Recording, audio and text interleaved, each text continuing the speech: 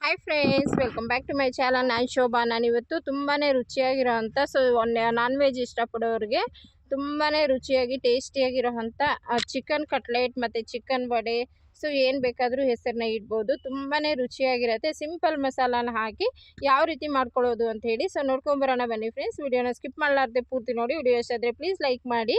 ಇವತ್ತು ತಗೊಂಡಿರೋದು ನಾನು ಬೋನ್ಲೆಸ್ ಚಿಕನ್. ನಾನು ಇಲ್ಲಿ 200 ಗ್ರಾಮ್ ಅಷ್ಟು ಸಣ್ಣ ಸಣ್ಣ ಪೀಸ್ ಮಾಡಿ ಅದನ್ನು ವಾಶ್ ಮಾಡಿ ಎತ್ತಿಕೊಂಡಿದ್ದೀನಿ. 200 ಗ್ರಾಮ್ ಚಿಕನ್ಗೆ ಒಂದು ಸ್ವಲ್ಪನೇ ಶುಂಠಿ ಹಾಕಿದ್ದೀನಿ, ಮತ್ತು ಒಂದು ಅರ್ಧ ಗಡ್ಡೆ ಬೆಳ್ಳುಳ್ಳಿ, ಒಂದು 4-5 ಎಸಳು ಕರಿಬೇವು, ಇದಕ್ಕೆ ಒಂದು ಸ್ವಲ್ಪ ಕೊತ್ತಂಬರಿ ಮತ್ತು ಒಂದು ಈರುಳ್ಳಿನ ನಾನು ಸಣ್ಣಗೆ ಹೆಚ್ಚಿ ಹಾಕಿದ್ದೀನಿ. ಈ ರೀತಿ ಹಾಕೋದ್ರಿಂದ ಬೇಗ ನಮಗೆ ನ್ಯಾಶ್ ಆಗುತ್ತೆ ಮಿಕ್ಸಿಯಲ್ಲಿ. ಚಿಕನ್ ಏನಾದರೂ ಬೋನ್ಸ್ ಇದ್ದರೆ ಅದನ್ನು ತೆಗೆದುಬಿಡಿ, ಇಲ್ಲ ಮಿಕ್ಸಿ ಹಾಳಾಗಿಬಿಡುತ್ತೆ. ಚಿಕನ್ಗೆ ಯಾವುದು ಬೋನ್ಲೆಸ್ ಇರೋವಂಥ ಚಿಕನ್ನ ತಗೋಬೇಕು. ಮೇಲಿರೋವಂಥ ಮಸಾಲಗಳನ್ನ ಹಾಕಿ ಒಂದು ಸ್ವಲ್ಪ ತರ್ತರಿಯಾಗಿ ರುಬ್ಬಿ ನಾವು ಮಾಡೋದ್ರಿಂದ ಚಿಕನ್ ತುಂಬಾ ಟೇಸ್ಟಿಯಾಗಿ ಕಟ್ಲೆಟ್ ಬರುತ್ತೆ. ಪೂರ್ತಿ ವ್ಲಾಗ್ಸ್ ನೋಡಿ ಫ್ರೆಂಡ್ಸ್. ಪ್ಲೇಟ್ ಬ್ರ್ಯಾಂಡಿಂಗ್ಗೋಸ್ಕರ ಅಂತೇಳಿ ನಾನು ಇವಾಗ ಚಿಲ್ಲಿ ಪೌಡ್ರು 1 ಟೇಬಲ್ ಸ್ಪೂನ್, ಅಂದರೆ ಇದು ಕಾಶ್ಮೀರಿ ಚಿಲ್ಲಿ 1 ಟೇಬಲ್ ಸ್ಪೂನ್ ಹಾಕಿದ್ದೀನಿ. ಈ 200 ಗ್ರಾಮ್ ಚಿಕನ್ಗೆ ನಾನು ಒಂದು 4 ಟೇಬಲ್ ಸ್ಪೂನ್ ಅಷ್ಟು ಕಾರ್ನ್ಫ್ಲೋರ್ನ ಹಾಕೋತಾ ಇದ್ದೀನಿ. ಒಂದು ಒಳ್ಳೆ ಬ್ಲ್ಯಾಂಡಿಂಗ್ ಬರುತ್ತೆ ನಮಗೆ ಕಟ್ಲೆಟ್ ಮಾಡೋದಕ್ಕೆ.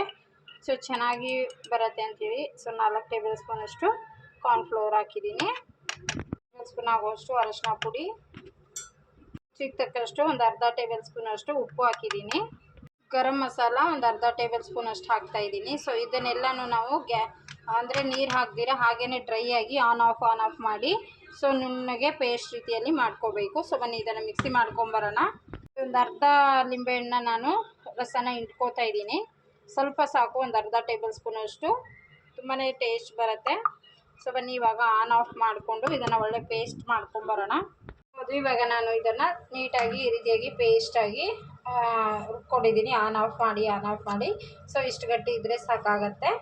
ಏನಾನ ನಿಮಗೆ ತೆಳ್ಳಗಾದರೆ ಸ್ವಲ್ಪ ನೀರು ಥರ ಅನಿಸಿದ್ರೆ ನೀವು ಬೇಕಾದರೆ ಒಂದು ಸ್ವಲ್ಪ ಕಡಲೆ ಹಿಟ್ಟಾಗಲಿ ಇಲ್ಲ ಕಾರ್ನ್ಫ್ಲೋರ್ ಆಗಲಿ ಹಾಕಿಬಿಟ್ಟು ಕಲಿಸ್ಕೋಬೋದು.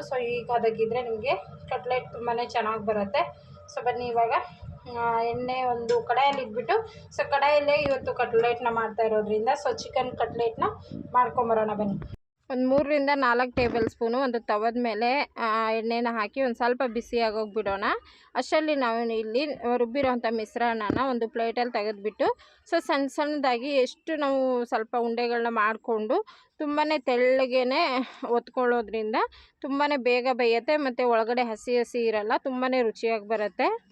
ಇದನ್ನು ನಾನು ತುಂಬಾ ತೆಳುಗಲೆ ತಟ್ಕೋತಾ ಇದ್ದೀನಲ್ವ ಕೈ ಮೇಲೆ. ಕೈಗೆಲ್ಲ ಏನು ಅಂಟೋದಕ್ಕೆ ಹೋಗೋಲ್ಲ. ನಿಮ್ಗೆ ಏನಾರ ಅಂಟಿದ್ರೆ ಒಂದು ಸ್ವಲ್ಪ ಕೈಗೆ ಎಣ್ಣೆನ ಅಪ್ಲೈ ಮಾಡ್ಕೊಳ್ಳಿ.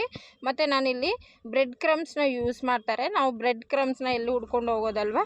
ಹಾಗಾಗಿ ಎಲ್ಲರ ಮನೆಯಲ್ಲಿ ನಮಗೆ ರಸ್ಕ್ ಇದ್ದೇ ಇರುತ್ತೆ. ಆ ರಸ್ಕ್ನ ನಾವು ಮಿಕ್ಸಿ ಜಾರ್ಗೆ ಹಾಕಿ ಪುಡಿ ಮಾಡಿ ನಾವು ಇಲ್ಲಿ ಪ್ಲೇಟಲ್ಲಿ ಎತ್ತಿಕೊಂಡಿದ್ದೀನಿ.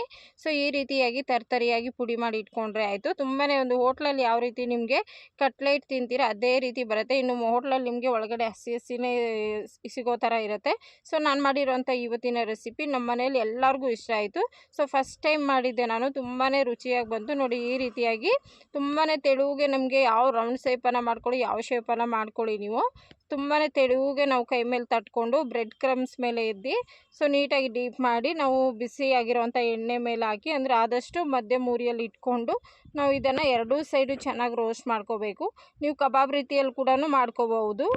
ಕಬಾಬ್ ರೀತಿ ಮಾಡ್ಕೊಳ್ಳೋದಕ್ಕಿಂತ ಈ ರೀತಿ ತವಾ ಫ್ರೈನ ಮಾಡ್ಕೊಳ್ಳಿ, ತುಂಬಾ ಟೇಸ್ಟ್ ಬರುತ್ತೆ. ಮತ್ತು ಆದಷ್ಟು ನಿಮ್ಮ ಹತ್ರ ಟೈಮ್ ಇದ್ದರೆ ಕಡಿಮೆ ಉರಿ ಇಟ್ಕೊಂಡು ಈ ರೀತಿಯಾಗಿ ಒಂದೊಂದೇ ಹಾಕಿ ಫ್ರೈನ ಮಾಡ್ಕೊಳ್ಳಿ. ಎರಡೂ ಕಡೆನ ನಿಧಾನಕ್ಕೆ ತಿರುಗಿಸ್ತಾ ನಾವು ಈ ರೀತಿ ರೋಸ್ಟ್ನ ಮಾಡ್ಕೋಬೇಕಾಗತ್ತೆ. ತುಂಬಾ ಬೇಗ ಆಗಿಬಿಡುತ್ತೆ. ಲೇಟ್ ಅಂತೂ ಆಗೋದಿಲ್ಲ, ಮತ್ತು ತುಂಬ ರುಚಿಯಾಗಿ ಬರುತ್ತೆ. ಮಕ್ಕಳು ನಾನ್ ವೆಜ್ ಯಾರು ತಿನ್ನಲ್ಲ ಅಂಥ ಮಕ್ಳಿಗೂ ಕೂಡ ಕೊಡ್ಬೋದು.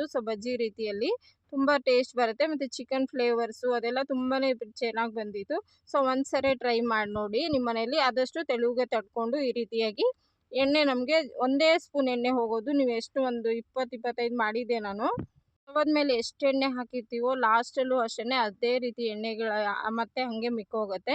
ನಾವು ನೋಡ್ಬೋದು ಇಲ್ಲಿ ಸಣ್ಣದಾಗಿ ಬಾಲ್ನ ಮಾಡಿಕೊಂಡು ಈ ರೀತಿಯಾಗಿ ಬ್ರೆಡ್ ಅಂದರೆ ರಸ್ಕಲ್ಲಿ ನಾನು ಈ ರೀತಿಯಾಗಿ ಡಿಪ್ ಮಾಡಿ ಮತ್ತೆ ತವದ ಮೇಲೆ ಒಂದೊಂದು ಆಗ್ತಾ ಇದ್ದಂಗೆ ಇಟ್ಕೊಂಡ್ಬಿಡೋಣ. ಜಾಸ್ತಿ ಸಿದ್ಸೋಕೆ ಹೋಗಬೇಡಿ, ಸೀದೋಗ್ಬಿಟ್ರೆ ಟೇಸ್ಟ್ ಇರೋದಿಲ್ಲ, ನಮ್ಗೆ ಗೊತ್ತಾಗ್ಬಿಡತ್ತೆ.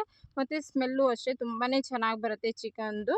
ಒಂಥರ ಸ್ಮೋಕಿ ಸ್ಮೆಲ್ ಬರುತ್ತೆ, ಚಿಕನ್ದು ಸುಟ್ಟಿರೋ ಅಂಥ ಸ್ಮೆಲ್ ಬರುತ್ತೆ. ಬಟ್ ಈ ರೀತಿಯಾಗಿ ಮಾಡ್ಕೊಂಡಾಗ ನಾವು ಜಾಸ್ತಿ ಸೀದಿಸ್ದಿರ ಗೋಲ್ಡನ್ ಕಲರ್ ಬರೋವರೆಗೂ ಮಾಡಿಕೊಂಡು ತಿರ್ಗಿಸ್ತಾ ಆಗಿರೋದೆಲ್ಲನೂ ಒಂದು ಪ್ಲೇಟಲ್ಲಿ ತೆಗೆದು ಇಟ್ಕೊಂಡ್ಬಿಡೋಣ. ಸೊ ನೋಡ್ಕೊಂಡ್ರಲ್ಲ, ಇವತ್ತಿನ ಈ ರೆಸಿಪಿ ನಿಮಗೆಲ್ಲ ಇಷ್ಟ ಆಗುತ್ತೆ ಅಂದ್ಕೊಂಡಿದ್ದೀನಿ. ಸೊ ನೋಡಿ, ನಾನು ಎಲ್ಲ ಮಾಡ್ತಾ ಇದ್ದಂಗೆ ಆಲ್ಮೋಸ್ಟ್ ಖಾಲಿ ಆಗ್ತಾಯಿತ್ತು ನಮ್ಮ ಮನೆಯಲ್ಲಿ, ಅಷ್ಟು ರುಚಿಯಾಗಿತ್ತು. ಸೊ ಮಕ್ಕಳಿದ್ರೆ ಒಂದು ಸ್ವಲ್ಪ ಸಾಸ್ ಹಾಕ್ಕೊಂಡು ತುಂಬಾ ಚೆನ್ನಾಗಿರುತ್ತೆ. ರಸ್ಕಲ್ಲಿ ಫ್ರೈ ಮಾಡೋ ಮೇಲೆ ಕೋಟಿಂಗ್ನ ಕೊಡೋದ್ರಿಂದ ಮೇಲೆ ತುಂಬಾ ಕ್ರಿಸ್ಪಿಯಾಗಿ ಬಂದು ಒಳಗಡೆ ತುಂಬಾ ಒಂದು ಸ್ವಲ್ಪ ಸಾಫ್ಟಾಗಿ ಚೆನ್ನಾಗಿರುತ್ತೆ. ಸೊ ಟ್ರೈ ಮಾಡಿ, ಮತ್ತು ಹೇಗೆ ಬರುತ್ತೆ ಅಂತ ಹೇಳಿ ಕಮೆಂಟ್ ಮಾಡಿ. ತುಂಬಾ ಸಿಂಪಲ್, ಒಟ್ಟಿಗೆ ಮಿಕ್ಸಿಯಲ್ಲಿ ಹಾಕಿ ಮಾಡೋದು. ಮಿಕ್ಸ್ ಮಾಡಿ ನಾವು ಕಟ್ಲೆಟ್ನ ಮಾಡಿ ತವದ ಮೇಲೆ ಹಾಕೋದು ಅಷ್ಟೇ. ಕರೆಕ್ಟಾಗಿ 10-15 ನಿಮಿಷ ಒಳಗಡೆ ಆಗುತ್ತೆ. ಸೊ ಓಕೆ ಫ್ರೆಂಡ್ಸ್, ಇವತ್ತಿನ ಬ್ಲಾಗ್ ಇಷ್ಟ ಆಯಿತು ಅನ್ಕೋತೀನಿ. ಮತ್ತು ನೆಕ್ಸ್ಟ್ ಹೊಸ ಬ್ಲಾಗ್ ಹೊತ್ತಿಗೆ ಮತ್ತೆ ಸಿಗೋಣ. ಬಾಯ್.